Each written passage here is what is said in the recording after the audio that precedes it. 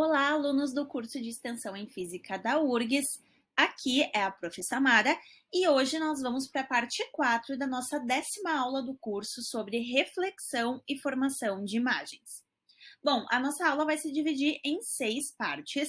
Primeiro, a gente vai ver o que é reflexão, depois os tipos de reflexão, em seguida vamos aprender a lei da reflexão, depois vamos refletir um pouco sobre campo de visão.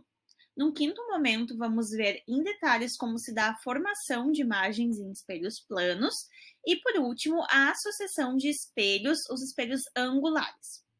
Vamos começar então falando sobre o que é reflexão, você sabe? Bom, primeiro, quando incide luz numa superfície, essa luz ou parte dela pode sofrer transmissão, que é quando ela é transmitida, ou seja, quando ela atravessa a superfície, né? Pode sofrer absorção, quando ela é absorvida por essa superfície, ou reflexão, que é quando ela é refletida de volta para o meio ao redor. E a intensidade desses fenômenos vai depender do tipo de material do qual é feita essa superfície. Se é um material transparente, por exemplo, a luz vai ser mais transmitida. Se ele é mais escuro, ela vai ser mais absorvida. E se ele é mais espelhado, ela vai ser mais refletida. Então, a reflexão ela vai ser caracterizada por um feixe incidente, que vem da fonte luminosa, e um feixe refletido, que vai ser rebatido por essa superfície refletora, né? Então, a reflexão, ela é um fenômeno onde uma onda, daí pode ser uma onda de luz ou uma onda de som, essa onda é refletida em uma superfície e retorna na direção oposta da qual ela estava viajando originalmente.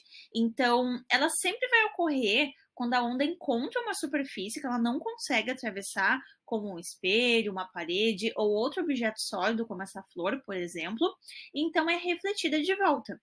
Quando ela é refletida na direção dos nossos olhos, a gente consegue então enxergar essa superfície que está refletindo a luz, tá? Agora nós vamos ver os tipos de reflexão. Bom, existem dois tipos: a reflexão especular, também chamada de reflexão regular, onde o feixe de luz encontra uma superfície lisa e polida, como um espelho, por exemplo, e é então refletido de uma forma bem definida, ou seja, ele forma um ângulo de reflexão igual ao ângulo de incidência. E a reflexão difusa, que também é chamada de reflexão irregular. Né? Nesse tipo de reflexão, o feixe de luz encontra uma superfície irregular, como uma parede de concreto, por exemplo, toda rugosa, e os raios desse feixe são então espalhados em várias direções aleatórias. Isso ocorre porque cada pequena porção da superfície vai refletir cada raio de luz em uma determinada direção, tá? E a maioria dos objetos que a gente enxerga reflete dessa maneira, difusamente. Então, resumindo, um objeto só é visível aos nossos olhos porque reflete a luz de uma fonte de luz ou porque ele é a própria fonte de luz. E esse reflexo da luz pode ser especular, que é semelhante a um espelho, né? Ali na foto a gente tem uma esfera de metal bem polida, então ela reflete o meio ao redor, formando uma imagem na sua superfície. Ou pode ser difuso, em que a superfície não forma imagens, né? Como no exemplo ali da foto, a gente tem uma esfera de concreto, que é um material rugoso e bastante fosco. Agora nós vamos ver como de fato ocorre o fenômeno da reflexão, começando com a lei da reflexão, ou seja, quais são, digamos, as regras que permeiam esse fenômeno. Bom, a lei da reflexão afirma que a luz refletida numa superfície segue um caminho simétrico em relação à normal da superfície, que é essa linha imaginária pontilhada que está perpendicular à superfície.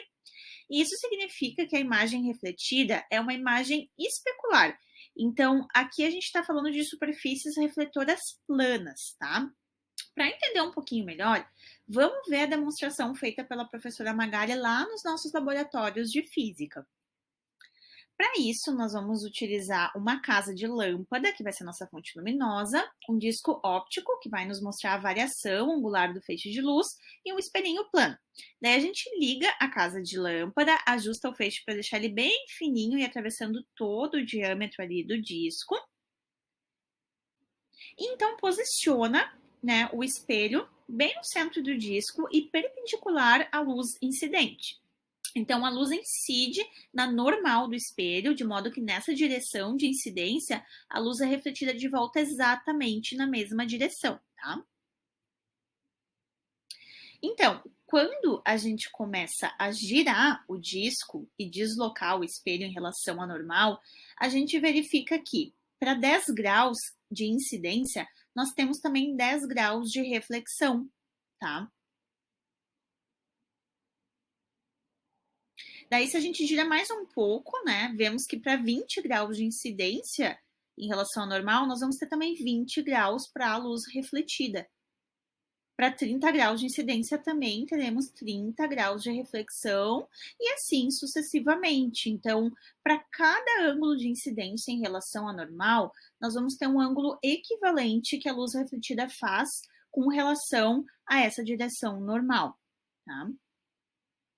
Então, basicamente, a lei da reflexão nos diz que o raio incidente anormal da superfície refletora e o raio refletido, eles estão todos contidos no mesmo plano, tá? E além disso, o ângulo de incidência, ele vai ser sempre igual ao ângulo de reflexão. E a gente pode observar essa reflexão especular na própria natureza, né? Por exemplo, lagos ou rios com águas bem calmas, formando uma superfície bem plana, eles acabam se igualando a grandes espelhos e refletindo a paisagem ao redor. De dia, a gente pode ter como fonte luminosa o Sol, que é uma fonte de luz própria, né? Ele transmite a sua própria luz. E de noite a gente tem a Lua como fonte de luz, né? Principalmente quando está na fase cheia, ela ilumina bastante a noite e que, igual aos planetas, ela reflete a luz do Sol, né? Porque eles não têm luz própria. E temos também as outras estrelas que podem ser refletidas e são fontes de luz própria. Aqui a gente tem uma imagem da Via Láctea que foi registrada pelo fotógrafo peruano Jason Huerta, no salar de Uyuni, que é um deserto de sal que fica lá nos Andes, no sudoeste da Bolívia, e é o maior salar da Terra. Ele é tão grande e tão plano que, em época de clima úmido, ele acumula uma fina película de água e pode se tornar o maior espelho do mundo. Ele tem uma extensão de 130 quilômetros. Essa foto ela foi capturada em abril de 2019 e foi publicada pela NASA em outubro como a fotografia astronômica do dia. Então, só para exemplificar bem, quando a gente tem só o deserto de sal, a gente enxerga ele, né? Porque ele está refletindo a luz, só que essa luz é refletida de maneira difusa, ou seja, aquelas partículas de sal formam uma superfície irregular. Já quando chove, quando acumula essa fina película de água sobre a superfície de sal, daí ela se torna plana e espelhada, refletindo de maneira especular essa paisagem ao redor, tá? Agora, uma pausa para reflexão, né? Vocês acham que é possível a gente sempre enxergar as imagens formadas pelas superfícies refletoras, né? Como os espelhos? O que vocês acham? Bom, na verdade, existe o campo de visão, né, de um espelho plano. Então, esse campo de visão, ele vai depender da nossa posição como observador em relação ao espelho e ao objeto refletido. Então, se a gente estiver fora do campo de visão do espelho, a gente não vai conseguir ver a imagem formada. Além disso, se a distância entre o objeto e o espelho também for muito grande, a imagem formada vai ser bastante pequena e vai ser bem difícil de ser vista.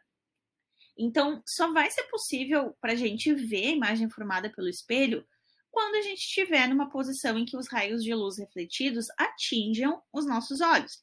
Porque a imagem ela é formada, digamos, atrás do espelho, né? E atrás do espelho não tem nenhuma imagem real, nenhum objeto real. Então, a imagem formada ela é virtual, tá? Ela só vai ser vista por alguém colocado ali na frente do espelho e numa posição em que os raios refletidos atinjam os olhos. A gente vai ver em maiores detalhes agora como se forma a imagem em espelhos planos e depois como aplicar um pouquinho melhor isso. Então, para começar, a imagem de um objeto, ela pode ser obtida traçando ponto a ponto os raios incidentes no espelho. E então, usando a lei da reflexão, a gente consegue traçar os raios refletidos. Para formar a imagem, a gente tem que prolongar esses raios refletidos, né, para dentro do espelho, Com isso, a gente vai ver que eles formam um feixe divergente, ou seja, eles vão se encontrar no mesmo ponto, que é onde vai se formar a imagem. No caso ali da representação, o ponto B', que é a imagem formada do ponto B, que é a ponta da flecha verdinha, né, que está sendo refletida.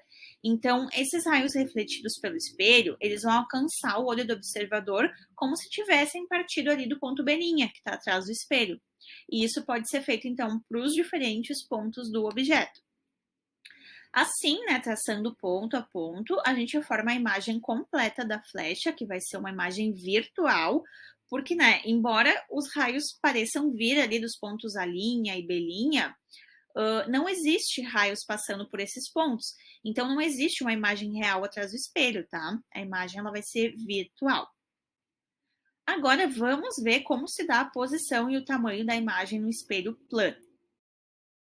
Se a gente traçar raios em direção ao espelho, a partir do ponto P, né, que fica na altura H, que é a altura máxima do objeto, que é essa vela, e a uma distância D do espelho, então a gente vai ter dois raios, o raio 1, que vai ser perpendicular ao espelho, e o raio 2, que vai ter um ângulo de incidência θi, que, pela lei da reflexão, vai ser igual ao ângulo do raio refletido, θr, né?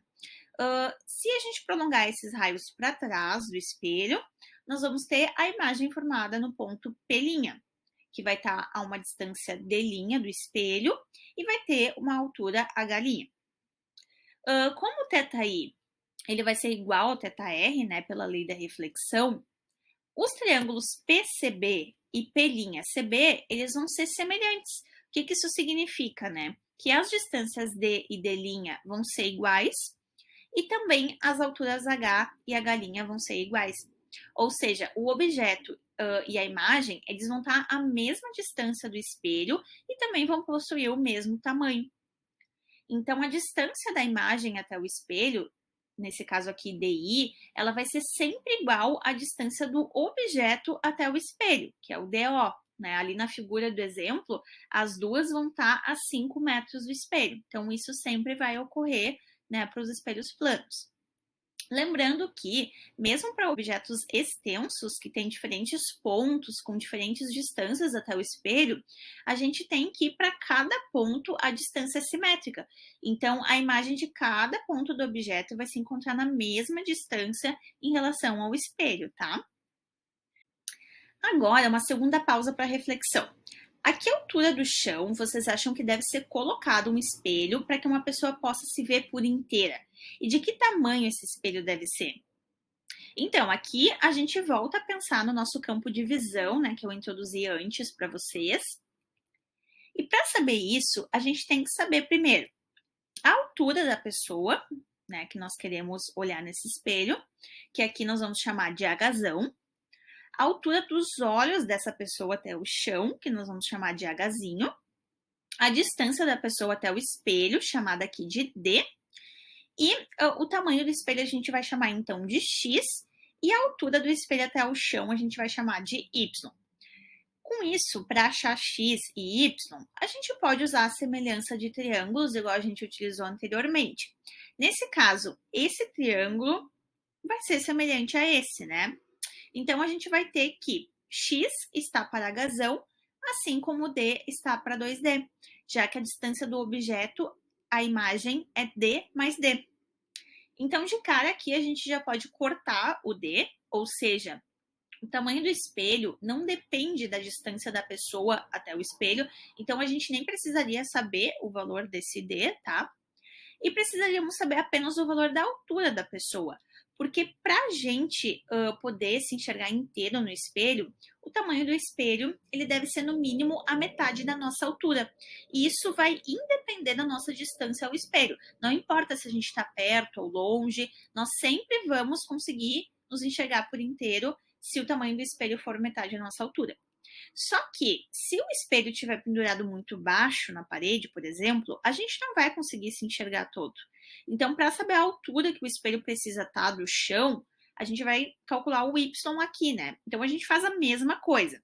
Dessa vez, esse triângulo vai ser semelhante a esse, Então, a gente vai ter que o y está para hzinho, assim como o d está para 2D. Igual anteriormente, a gente vê que vai independer da distância da pessoa ao espelho, a gente corta os d's, e que a altura do espelho ao chão deve ser metade da altura dos nossos olhos para que a gente possa se enxergar por inteiro, tá? Mas agora, a partir de tudo isso que vocês viram, vamos para uma terceira reflexão, né? Os espelhos planos, eles invertem a imagem? O que vocês acham? Bom, vamos ver uma demonstração da professora Magali para entender melhor. Então, aqui a gente tem, né, um espelho plano vertical e vamos posicionar dois objetos diferentes na frente dele. Daí a gente pode ver as imagens formadas lá atrás, né, projetadas pelo espelho plano. Daí, olhando aqui de frente, a gente observa o quê? Tem uma caixa de fósforo, né, nessa posição da esquerda. E a gente tem o taquinho de madeira na outra posição, né, a posição da direita.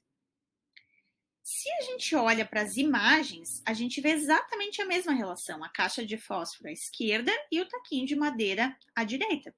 Ou seja, o espelho plano não inverte a posição das imagens. O que a gente tem é uma rotação horizontal, tá? E não uma inversão das imagens. Vamos ver melhor isso no próximo exemplo. Então, a imagem refletida num espelho plano, ela não vai ser invertida, ela vai ser espelhada em relação ao plano do espelho, tá? Então, ela vai ser sempre uma imagem direita, simétrica e virtual. Mas por que, então, as ambulâncias têm que escrever o contrário, né? As ambulâncias, elas têm essa escrita ao contrário, porque para os motoristas que estão andando na via, né, eles vão olhar pelos espelhos retrovisores e vão conseguir, então, ler corretamente a imagem que vai estar espelhada. Assim, eles vão conseguir ler corretamente e identificar mais rápido que a ambulância está vindo para poder abrir caminho para ela. Isso ocorre porque, imaginem que eu imprimo num papel transparente a palavra ambulância. Se eu leio a palavra de frente para mim, ela vai estar correta, né? Eu vou ler ambulancia. Agora, se eu viro essa folha transparente e mostro ela, por exemplo, para um espelho, agora para mim ela vai aparecer como se estivesse invertida, mas o espelho vai estar vendo ela da maneira correta e vai refletir então o que ele está vendo, né? Que é a ambulância escrita corretamente, entendem? Então é isso que acontece nesse caso. A gente está mostrando para o espelho, né, o que a gente quer ver, que é a escrita correta, né? Então ele não vai inverter a imagem, ele vai só, digamos, espelhar. Então observem a palavra ambulância olhando ela de frente, né? E agora, se eu giro ela 180 graus, ela fica exatamente igual ao que está escrito nas ambulâncias, né? Pra gente, ela vai estar invertida, mas pro espelho ela vai estar correta. Então, isso mostra que o espelho, ele não inverte a imagem, tá? É só a orientação da imagem que muda em relação ao observador. Agora, nós vamos ver a associação de espelhos criando ângulos entre eles. Então, quando a gente associa dois ou mais espelhos planos, a gente pode multiplicar o número de imagens do objeto refletido. Assim, a imagem de um espelho, ela vai se comportar como objeto para outro espelho, que vai gerar uma segunda imagem, e assim sucessivamente, dependendo do ângulo entre eles. Tá? E essa relação, ela é dada por uma equação, que é essa aqui, onde o número de imagens formadas, que é chamado de N maiúsculo, vai ser igual ao ângulo de 360 graus, dividido pelo ângulo alfa, que é o ângulo formado entre os dois espelhos, menos 1. Bom, vamos ver a demonstração para entender um pouquinho melhor como isso funciona. Aqui a gente tem dois espelhos angulares, né, onde a gente pode ajustar o ângulo entre eles. E aí, ao colocar um objeto ali na frente, vai ser formada, né, por ambos os espelhos simultaneamente, segundo a relação que eu mostrei para vocês ali, a gente viu, né, que 360 dividido pelo ângulo entre os espelhos, menos 1, aí esse 1 vai ser o próprio objeto, isso vai nos dar um número de imagens que vão ser vistas olhando de frente para o espelho, tá? Então, por exemplo, colocando o objeto ali no centro, né, e ajustando o ângulo para 120 graus, a gente vai ter que 360 dividido por 120 vai nos dar 3, menos 1, isso vai nos dar 2 imagens formadas. tá? Então, a gente vê exatamente duas imagens ali. Agora, se a gente muda o ângulo para 90 graus, o que a gente vai ter? Vamos ter 360 dividido por 90, que nos dá 4, menos 1. Então, nós vamos ter 3 imagens formadas, né? Ali, olhando de frente, a gente tem uma imagem na esquerda, outra no centro e outra na direita. Agora, se a gente diminui mais ainda esse ângulo, né? Por exemplo, para 60 graus. Então, o que a gente vai ter? Vamos ter 360 dividido por 60, isso vai nos dar 6, menos 1 vai nos dar 5 imagens, né? Então, a gente vê mais ou menos duas imagens ali na esquerda, uma mais no centro e duas na direita. Tá? E isso vai acontecer sucessivamente. Se a gente conseguir diminuir cada vez mais o ângulo entre os espelhos, a gente vai cada vez mais aumentar o número de imagens, né? O menor valor possível entre os espelhos seria o ângulo zero, né? De 0 graus, ou seja, os dois paralelos. Daí, o que aconteceria? 360 dividido por zero, isso matematicamente vai nos dar infinito, tá?